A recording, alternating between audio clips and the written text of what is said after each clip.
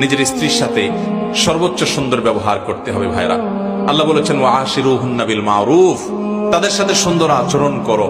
আমাদের অনেক ভাইরা আছেন বাহিরে অনেক ভালো, কাস্টমারের সাথে ভালো, ক্লায়েন্টের সাথে ভালো, পরিচিত অপরিচিত মানুষের সাথে ভালো, কিন্তু নিজের স্ত্রীর সাথে যা তা আচরণ, বদরাগ আছে না নাই?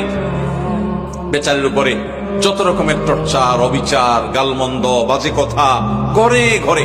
অনেক লোক আছে বাহিরে অনেক সভ্য ভদ্র, ওনাকে মানুষ অনেক ভালো জানে, কিন্তু ওনার বউ জানে ওনার চরিত্রের হাল কি, ঠিক কিনা?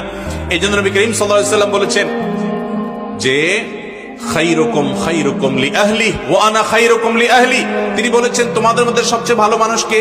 এই মাহফিলের মধ্যে সবচেয়ে ভালো মানুষ কে?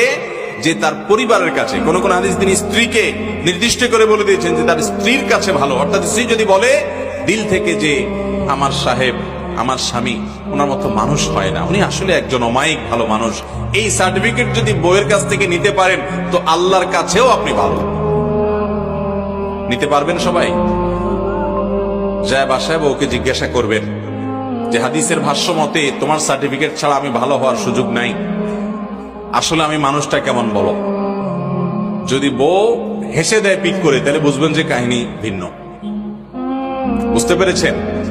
যদি হেসে দেয় তাহলে বুঝতে হবে আলামত ভালো না। অতএব স্ত্রীর কাছে ভালো হওয়ার জন্য নিজের আচরণটাকে সুন্দর করার চেষ্টা করতে হবে ইনশাআল্লাহ। অনেক মানুষ আছে এই জায়গা ধরা খেয়ে যাবে। নবী করিম সাল্লাল্লাহু আলাইহি ওয়াসাল্লাম বলেছেন কিন্তু ওয়া আনা খায়রুকুম লিআহলি, তোমাদের মধ্যে স্ত্রীর কাছে সবচেয়ে ভালো অমায়িক মানুষ তোমরা যে যতজন আছো, নবীজি বলেছেন আমি তোমাদের মধ্যে স্ত্রীর কাছে, পরিবারের কাছে সবচেয়ে ভালো।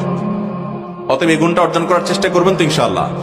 আজ থেকে বউয়ের সাথে কোনো খারাপ আচরণ করা যাবে, রাগারাগি করে বাজে কথা বলা